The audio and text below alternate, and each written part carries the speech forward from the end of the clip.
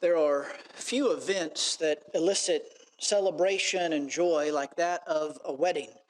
Of all the various types of celebrations that we engage in and are a part of, few are as joyous and as focused on, and few bring out as many people, and few cause us to spend as much money as that of weddings. And that's not something that's unique to 21st century America.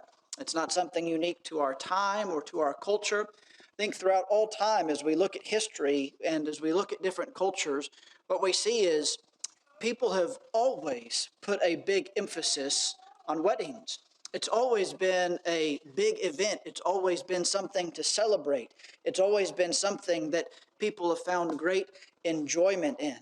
So when you take something that is obviously grand and wondrous, how do you make it even grander? Well, when it's royal.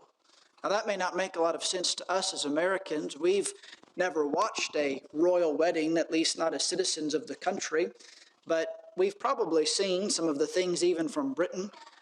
Many of us can probably remember with the princes over the past couple of years. It amazed me a few years ago how much coverage Harry and William got when they were getting married, and we're not even part of the United Kingdom, and yet people were so enthralled with the royal wedding. So when there's a wedding that is between royals, it has always elicited something of an even greater scale. And Psalm 45 is a royal psalm. There are several psalms throughout the Psalter that are royal in nature. For example, Psalm 2 is probably a coronation psalm. Now, it's messianic. In fact, all the royal psalms look forward to King Jesus, but there are psalms that are royal. They are addressed to or they are about the king. And Psalm 45 is one of those psalms. It is a royal psalm, and yet it is a very special one. It's very unique. There are not really any other psalms quite like Psalm 45 because it is a psalm for the occasion of a royal wedding. It's a song of praise as well as a psalm of instruction for both the king and his bride. But we might think about this and think, well, that's neat and that's interesting, and maybe we can even understand why there would be in this songbook of the Old Testament, why there might be something for weddings, and it's possible that this was composed for a particular king and then used for other kings down the line. It's possible even that it was taken and used in normal weddings or recited amongst other weddings. But we might think, what does a wedding song have to, for Jews thousands of years ago, what does that have to do with us today? What can we really learn from a wedding song about the kings of Israel? Well, I think there's at least a few things that we can learn. First of all, Israel's kings were to be leaders. Now, they weren't always this, but they were supposed to be leaders in absolutely every sense. They were to embody what the people were supposed to be. If the king was righteous and good and holy, if he embodied the characteristics of God, then it should lead the people into faithfulness as well. And so as we read some of the praises and the instructions of this psalm, we learn something about what is right and what is good and what is praiseworthy. And further, its instructions to the king and to his bride also give us, this is not an exhaustive study, but they give us at least a few things, an essential guidance concerning the noble and the vital union of marriage. Now, again, this is not one of the primary texts we typically go to when we're speaking about marriage. It's not quite like Ephesians 5 or some of the other, you might call marriage texts of the Bible, and yet it is a psalm about a royal wedding. And so there are a few things in here that teach us some important characteristics about marriage. And most of all, this psalm, I believe, teaches us of Christ. Now, this psalm, I believe, was initially written and sung for a king of Israel, or of Judah. Some believe it was Solomon. Some believe that it was a psalm actually written for Ahab and Jezebel. I don't think that's the case. There's too much steeped in the Davidic covenant, and we'll talk a little bit about that, for this to have been written about one of the kings of the divided kingdom of Israel. This was a psalm written for one of the descendants of David. Now, whether that was Solomon or one of the other kings after him, we have no indication. We don't know.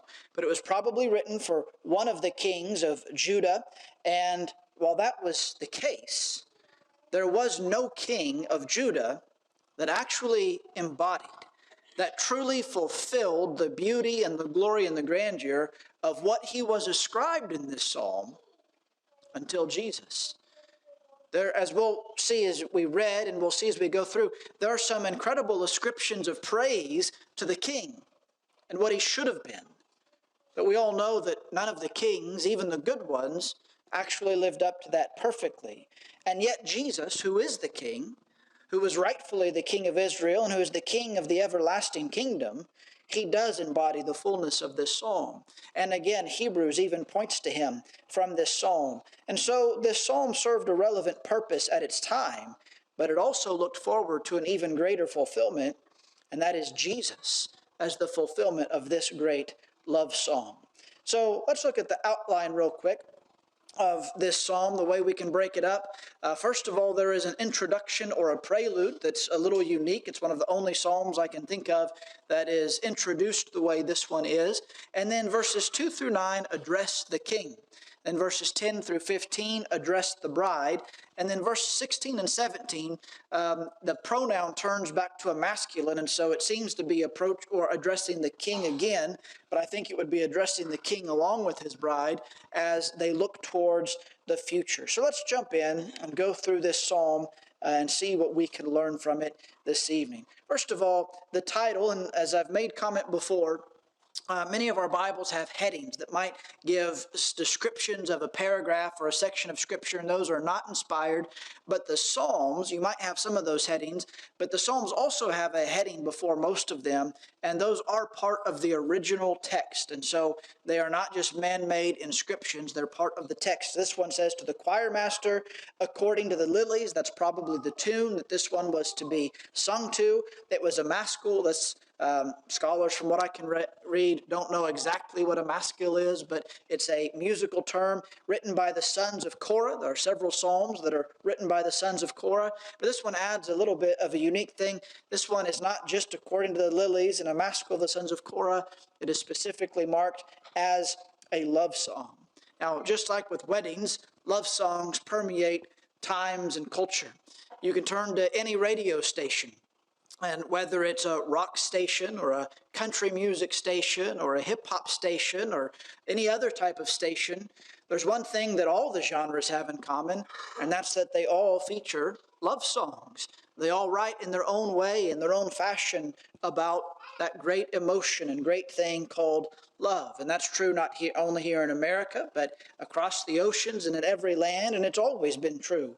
But this is a divinely inspired love song. So it doesn't quite read or sound like perhaps what we hear on the radio, thank goodness. It's a true song about divinely inspired love. But then verse 1, as we saw, this is the actual psalmist is speaking. Now, many of the psalms are recorded prayers or songs, especially the ones of David. And so they aren't necessarily addressing an individual. Many of them are addressing God in prayer or songs of praise. Or some of the psalms that are written about kings are not really addressed to the king. But this psalm is set up different. The first verse is actually the psalmist who is initially not writing. He may have written it beforehand, but he is speaking.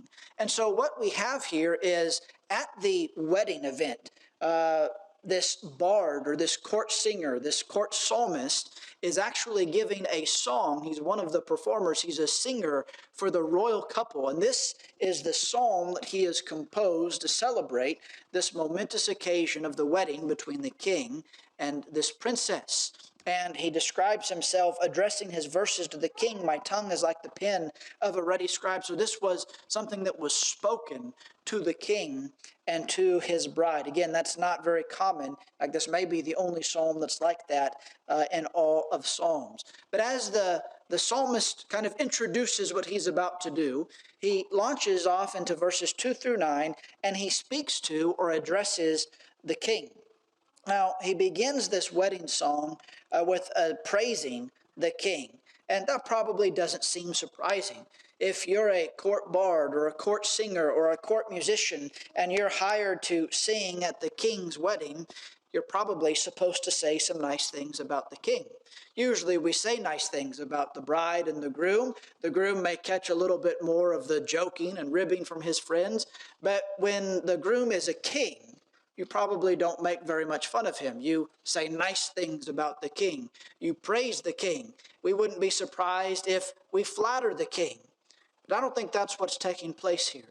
I don't think that the bard, speaking as highly of the king as he is simply flattering the king. This is a psalm that is rooted in godliness. And it's a psalm who the entire backdrop, really, the foundation is the Davidic covenant. We'll speak about that a few times. When I refer to the Davidic covenant, what I'm talking about is in 2 Samuel chapter 7, when God made a covenant with David.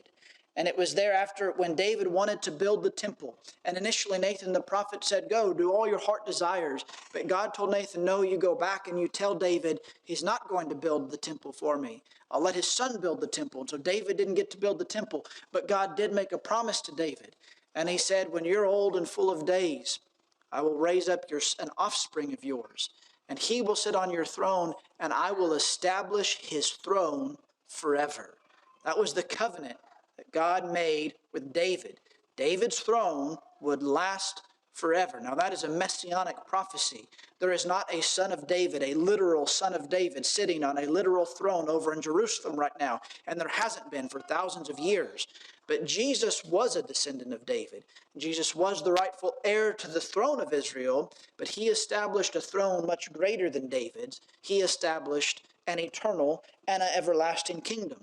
But it's this Davidic promise, it's this idea that is in the background, I think, of the psalmist's mind as he is speaking about the king. And so he begins to speak about the king and his virtues. And there may be some physical things here. He speaks about him being the most handsome of the sons of men. And surely he was a handsome man. We read about Saul and how handsome he was, and David and how handsome he was, and others. But really, the physical appearance is only spoken of very quickly before immediately the psalmist begins to speak about the king's character. And it is the character that is truly praiseworthy. Grace, we are told, is poured on the king's lips, which is probably not a physical description, but it alludes to the way that the king speaks. He speaks with grace, and he is therefore blessed. The way that he speaks to and about his subjects is seasoned with grace and mercy. He is one who speaks the gracious things of God, which would mean he has to know the things of God, and thus he is blessed. Now, a handsome face may mean something, but it means very little when the lips of that face spew ungracious or worse, untrue words. And so the king has seasoned with grace his speech, and that brings about great blessing. But then verses 3 through 5 mingle some praise with instruction. Well, the king is pictured here as a mighty and a majestic and a victorious king. He's also instructed to be honorable and brave and good. As we look at these descriptions, what we see here is a very impressive man indeed. This king of Israel, he's not just a figurehead, and he's not just a politician. He's not someone who sits behind a desk and sends other men to fight his battles and to go die for him. The king that is pictured in this psalm is a warrior. He's not one who sits behind his men. He straps his sword on and he leads his men into battle. And he doesn't just lead his men into battle. When he takes the battlefield, victory is assured. He is a conquering and a victorious king. In fact, the picture that's painted almost seems to come from a fairy tale of Prince Charming. He's the king that rides out for combat, and he does so in splendor and majesty. He's a leader who invokes hope and awe from his subjects as he rides to battle. But again, this is not just flattery, because many kings have been warrior kings throughout history. But why were they warrior kings? Most kings were warriors because they were selfish, because they wanted more gold, because they wanted more tribute, because they wanted more land and territory, they wanted more power, they wanted more fame, they wanted more glory. But God's king is a warrior king. but not for any of those things. And Israel's kings were never allowed or supposed to wage war simply from a desire to amass territory or personal wealth or personal glory. The king in this psalm does battle, it says, for the cause of truth, meekness, and righteousness. His reign and his works are to be guided by God's word of truth. And this was embodied by King David. In fact, in Psalm 86 and verse 11, David says, "Teach me your way, O Lord, that I may walk in your truth. Unite my heart to fear your name." David wanted to walk in the truth, in the faithfulness of God. And that is what every king was supposed to aspire to. Now, that would call him at times to be a warring king. But while he was to be a warring king for the cause, for these right causes, he's also described as mighty and splendid and majestic, but also called to meekness. That word meekness is humility or gentleness and mildness. Now that might seem like a contradiction. When you think of a great warrior king who assures victory and inspires awe, you don't think of a mild, gentle, or a humble man. But that's exactly what God wanted. God wanted a man who was humble, who was meek, who was kind, who was gentle. But a man who, while he was all of those things, was not weak. In fact, when evildoers and oppressors would arise that would threaten truth and would threaten his subjects, then they would face no longer a meek, gentle man. They would face a terrifying enemy that they were assured to fall before. You know, why is the king supposed to be like that? Because that's how God is. God is long-suffering. He is merciful. He is compassionate. He is gentle. And yet when people persist in rebelling against him, and as we see through the Old Testament, when people persecuted and oppressed his people, they found themselves confronted with a God of war and a God of vengeance. And by the way, that's Jesus also. We see Jesus in the Gospels, as Isaiah depicted him initially, as the suffering servant, as the Lamb of God who came to become a perfect sacrifice.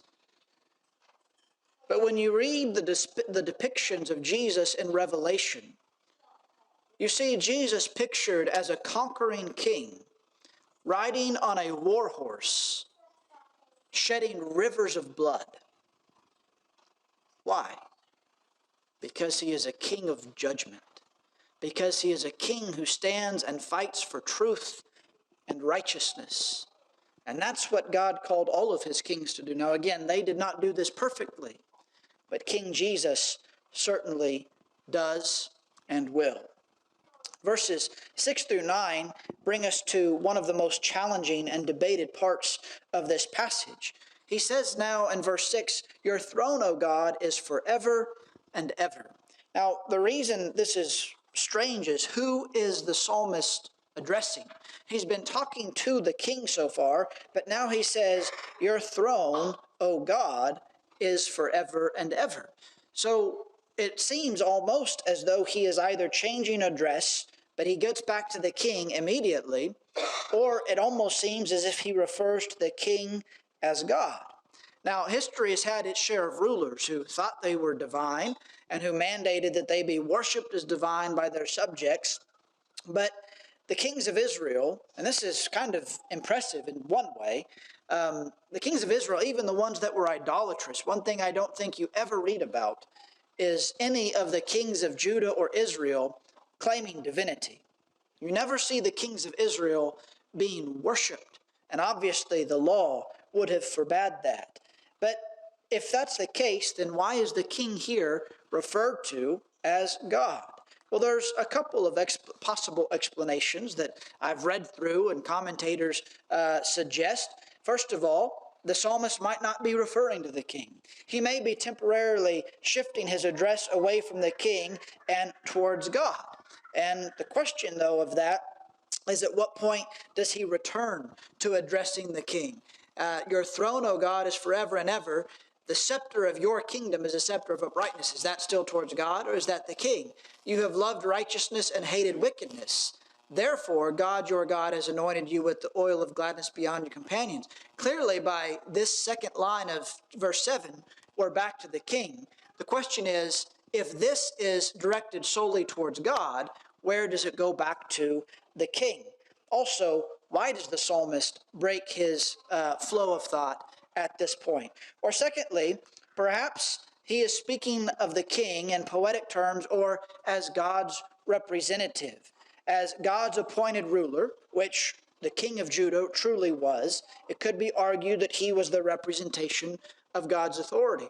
Now, throughout history, there have been many kings and queens who have claimed that they were kings by God's appointment, that they were God's chosen, and thus the royalty was greater and superior to the people that they served. But while all things happen within God's will, that's not really true. In fact, you see kings deposing and opposing one another. Which one is the one that God has chosen? Well, without revelation, no one can know. But with Israel, that was true. Solomon was king because God appointed him king. And his son Rehoboam was king because it was his divine right to be king. And down the lineage went. They truly were divinely appointed kings. And as divinely appointed kings, it could be argued that they were thus representatives of God's authority. Or we could see here, perhaps the psalmist is speaking only about Jesus. Now, Hebrews chapter 1 interprets these verses as speaking about Jesus, and so it is speaking about Jesus. But the question is, if it's only speaking about Jesus, and that was even the initial intent, how was it understood? It's speaking about, at this point, a Messiah who is hundreds of years away, and so this would be kind of an awkward line in this wedding song that this bard is singing, where he references a Messiah that nobody knows yet. And so it might be a little bit strange. So what of these could it be? Well, it could be perhaps a combination of these ideas, and I don't just mesh ideas together just to make it easy, but I think all of them have some positive ideas and all of them have some difficulties. But again, the backdrop is this Davidic covenant that we've talked about. 2 Samuel chapter 7, verses 12 and 13. And notice what God promises David. Notice he said, I will establish the throne of his kingdom forever. God said, I will establish his throne. And what did the psalmist say in verse 6? He said, your throne, O God, is forever. This is using the same language that God had used speaking to David. God had promised David that his throne would be established forever. Also, in other parts of Scripture, we do see that the kingdom and the throne were considered the Lord's. Consider 1 Chronicles 28, verse 5. This is David speaking to his officials as he's getting close to death and his son Solomon is going to reign. He says, and all of my sons, for the Lord has given me many sons, he has chosen Solomon, my son, to sit on the throne of the kingdom of the Lord over Israel. Notice what Solomon was about to sit on. He was not just sitting on the throne of David. He was sitting on the throne of the kingdom of the Lord. Also, 1 Chronicles 29, verse 23, it says of Solomon, when he ascends to the throne, then Solomon sat on the throne of the Lord as king in place of David his father, and he prospered, and all Israel obeyed him. The queen of Sheba, when she comes and she witnesses the grandeur of Solomon's kingdom in 2 Chronicles 9, verse 8, she says, blessed be the Lord your God, who has delighted in you and set you on his throne as king for the Lord your God. And so we see multiple times that the throne actually belonged to God. The fact that David and Solomon and Rehoboam and all of their successors sat on that throne was because it was God's throne, and he appointed them to be his representatives on it. He chose them to be the king. Now, while it was each king's right to be on that throne, it was each king's responsibility to exercise authority in a right and a righteous way. A king was not blessed by simply sitting on the throne. He was blessed when he ruled the way that God wanted him to rule, and that was in a godly manner. Now, the promise that the throne would endure forever was stronger than any king's disobedience. Clearly, there were many kings who were not like David. There were many kings who were unrighteous, who were unholy. They didn't just have a couple of mistakes in their lives. Their entire lives were rebellion against God. And yet, God's covenant stood. And the throne that he promised stands forever. He would ensure that David's throne would last forever, while individual kings would come and go. And of course, his promise to establish that throne was forever rooted in Jesus, because it would be Jesus who would perfectly fill the role of king, and it would be Jesus who would establish an everlasting kingdom.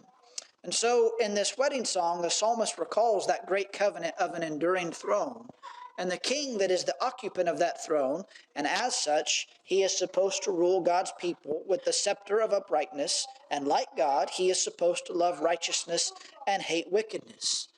Ultimately, however, the hope of Israel is not David, it's not Solomon, it's not Hezekiah or Josiah, because all of those kings, righteous as they were imperfect, and they never fulfilled the hope of this great song. But Jesus did. Well, the king here is also depicted as, while he's depicted as handsome and valiant and victorious and righteous, he is lastly depicted as joyful. And weddings are joyful occasions. They're glad occasions. And this king is glad upon this occasion. Now, verse 7 clears up any question that the king is God, not God himself, because it is God, his God, who anoints him. And so it's not lifting the king, Solomon or Rehoboam or any others, up to the level of God here. It is God who anoints him with gladness. And the promise here is if the king will rule according to God's precepts, he can anticipate the Lord's favor and blessing and the joy that comes from that. And the king's joy and his blessings are pictured in his circumstances. His robes have been treated with beautiful fragrances. His palace is a beautiful palace that's inlaid with ornamented ivory. There's music that comes from the palace to celebrate his procession to the betrothed. The maidens that are his attendants, they aren't just any maidens, they are the daughters of kings. And then verse 9 says that the queen stands at his right hand in the gold of Ophir. Now, there's a little debate here whether the queen might be the queen mother, because she's already referred to as the queen, or this may just be depicting the bride and where her rightful place will be. I tend to think this is the bride, as that's who we're getting ready to address next. But either way, it's the glory and splendor of the king that is praised. And then verses 10 through 15 shift focus now to the bride. And it's a little different. The king kind of got some praise up front and then some instruction. And for the bride, it immediately begins with instruction. And we might think, well, that's a little unfair, but remember, the king had a pretty high calling and instruction as well. And one writer that I read painted a neat picture. You can kind of imagine this as the bride in her chamber of preparation, and she has all of her attendants around her and her friends, and maybe it is the queen mother, or maybe it's somebody else that begins giving her some advice for a successful marriage. And the bard paints the picture of this advice that is given. First of all, he tells her bride to forget her people and her father's house. Now, that may not sound like a great wedding song. That sounds strange to look to the bride and say, forget your father's house. Forget all those people you come from. But remember, this is a royal wedding. And I think probably this is a bride who is from another land, who is from another country. She may be the daughter of a foreign king. And it is of utmost importance that that loyalty is left behind. She is no longer the daughter of the king of Tyre or the king of wherever else. She is the wife, she is the queen of the king of Israel. And that is her devotion, and that is her allegiance, and that is who she works for. And what that means is she no longer serves the Baals, or the Ashtoreths, or Molech, or the Egyptians' gods. She belongs to Yahweh. She belongs to the God of Israel. Like Ruth, who turned away from her Moabite past and became one of Naomi's people, she is to become an Israelite queen above all else. Now, this bears some practical lessons today. And it's not just for the woman, it's for the man also. Remember, initially it was the man in Genesis 2:24 who God said the man will leave his father and mother and cleave or cling or hold fast to his wife, and they shall become one flesh. Both man and woman in a marriage union are given the advice, are given the command actually, when you join that union, it's not that you never talk with your parents. It's not that you're not part of the family anymore. But your primary and predominant responsibility and loyalty and work is the marriage. You leave parents, you cleave to one another, you form your family.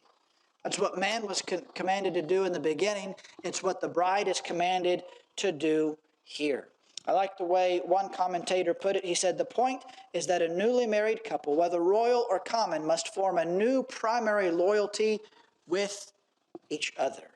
Secondly, the bride is instructed to submit to her husband. Now, for the queen, her husband is also her king.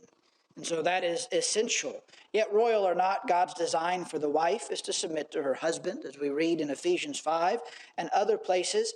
But this psalm also paints a beautiful picture because this submission is not a dreadful thing.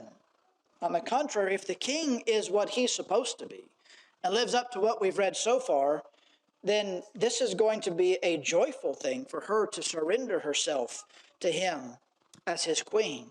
And also it will bring her great honor and blessing. Verses 12 through 14 describe her honor. Tyre is probably symbolic here, not literal. Tyre was a very wealthy place. It was a place of economic trade and prosperity. And so they're used metaphorically of the idea that rich places and important people from all over the world will want to come and honor her. Why? Because she is the queen of Israel. Because she is the wife of the king. Her robes and her companions demonstrate her beauty and her honor. And her marriage to Israel's king requires loyalty and submission, but it promises great rewards. Again, another commentator, like the way he wrote this, the bride's submission to her partner as both husband and king goes hand in hand with the dignity she also derives from him. His friends and subjects are now hers. She is the gainer, not the loser by her homage. And that, I believe, is true in every godly marriage, just as it is true for the church and with Christ. When a man is the godly head of his household that he ought to be, and he loves his wife as Christ loves the church, and he is the man he is supposed to be, her willful submission will be a joy and a blessing that brings her reward and benefits her home. It will not be a thing of dread and gloom and despair, as the world so often thinks it is. When it is a thing of despair and gloom, it is because one or both individuals are not living up to their God-ordained responsibilities. Well, let's look at verses 16 and 17 very quickly.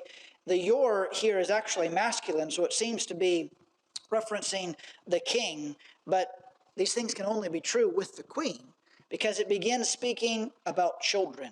These final statements of blessing are promises of the future. Through their union, children will be born, and because of that, their name will be remembered and praised. Now, this is probably another allusion to the Davidic covenant. In fact, that phrase, forever and ever, that shows up at the end, is the same phrase that was used back in verse 6, that the throne is forever and ever. The wedding is a day of joy, but something even more profound and significant is at play here. God's plan is unfolding, his promise is being kept, and one day a king will come whom all nations will praise forevermore.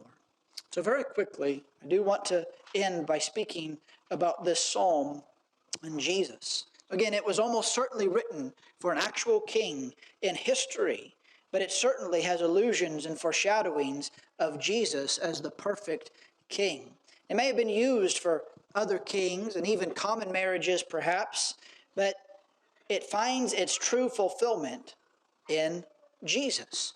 No king in history was ever truly worthy of the great ascriptions of praise of this psalm until Jesus. Now, in that, this psalm and the kings that it was about are much like many marriages that have taken place through history. Now, I've never heard of a marriage that was, or of a wedding that was just awful and terrible and people couldn't stand it and they couldn't get along. Maybe there have been those. But usually the wedding is always joyful and it's celebratory and everybody looks at the bride and the groom and they think, oh, they'll just be in love forever.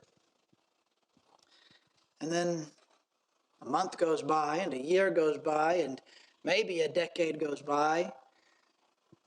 And it's not the grandeur and the beauty and the majesty of the ceremony. Sin gets in the way. And problems get in the way. Many marriages just fail. Likewise, there were many kings, perhaps, who had this psalm sung to them on their wedding day, who never lived up to what they should have been. In fact, all of them failed. Hezekiah failed. Josiah failed. David failed. But then, there is one who does perfectly fit this psalm. And that, of course, is Jesus, who is the King of Kings. He and he alone truly fits the description that we read of in Psalm 45. No other man or king could be said to have gracious speech and might and splendor and majesty like Jesus. No other has genuinely fought for the cause of truth and meekness and righteousness like Jesus. When it comes to verse 6, all questions are taken away when the psalm becomes addressed to Jesus. He is God. Unlike Solomon and Ahaz and Josiah, there's no confusion or contradiction in the words, your throne, O God, is forever and ever. In fact, Hebrew 1, verse 8 and 9, in that passage where the Hebrew author is making the point that Jesus is greater than the angels, and he asks to who or to which of the angels did God ever say, and he quotes several Old Testament passages, and in verse 8 and 9, he quotes verses 6 and 7 verbatim here, saying that these questions were actually questions or statements of God towards Jesus. And so thus Jesus is clearly the king. And what a glorious king he is. But who is his bride? His bride is the church. Remember Ephesians chapter 5, verse 25 through 27. Husbands, love your wives as Christ loved the church and gave himself up for her, that he might sanctify her, having cleansed her by the washing of water with the word, so that he might present the church to himself in splendor, without spot or wrinkle or any such thing, that she might be holy and without blemish. You know, as the church, we would do well to heed the instructions of Psalm 45, verses 10 and 11. When we turn to Christ, we should leave our past behind us. Our former selfishness, our former allegiance, our former desires, they should all be left behind and forgotten. Our allegiance changes, and we should be wholly and completely loyal to Jesus. And second, we should bow to him in worship and submission. He is the Lord and he is the King, and we owe him everything. But just like the bride of Psalm 45, that's not a frightening thing. There is no better place that we could be than an absolute submission to King Jesus. Yes, serving him will have its hardships, but there are far greater glories for those who make up the bride of Christ. And ultimately, the psalm ends with a look to the future and how blessed we are to be a part of that future. Jesus has inaugurated his reign, the kingdom has come, and it has become open not just to Jews, but to all nations. And all nations of the earth are invited so that they can come to him and praise him forever and ever. And yet I think there's still more. One of the reasons it's hard for us maybe to see this psalm is our wedding customs are different. From what I've read in Israel and in Judah, the custom was there was usually a long betrothal, and that was much different than our engagements. That was unbreakable. If it was broken, it was like a divorce. But that might last for a year or two. And when the wedding day finally came, it was a great day.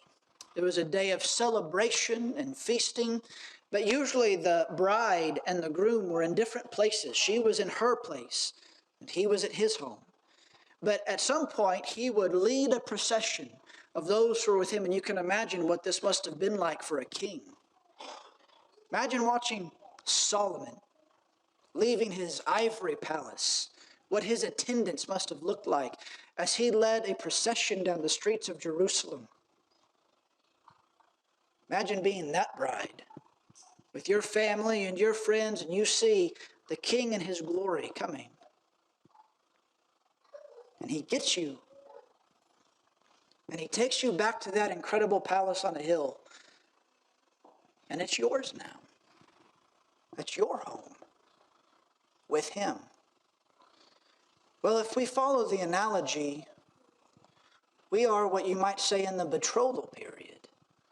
We have been betrothed to Christ. He's left his palace once already to come and to become the perfect lamb so that we could be betrothed to him. But now we're waiting.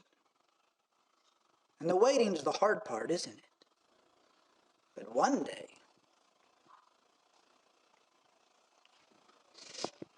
day he's going to leave again. He's going to leave his palace and collect his bride. And he's going to take us to be with him forever. And we will reign, and we will live, and we will praise him forever and ever in his home, in his palace. That's what the psalmist is really looking towards. That's what you and I are looking towards. And what a glorious hope that is. I hope that instills you with hope. I hope that encourages you to look forward to the day of the Lord's return and to do everything within your power to be ready for that day. What a shame it would be to miss that procession. How terrible it would be to be betrothed to Christ, as we here are, but get impatient, grow bored, grow distracted, and turn back to the world and miss our heavenly home. So I hope this encourages us and makes us look forward to the day of gladness that's awaiting all those who are faithful and who are ready and looking forward to the return of Jesus, because he is coming back. We just don't know when, and so our job is to be ready.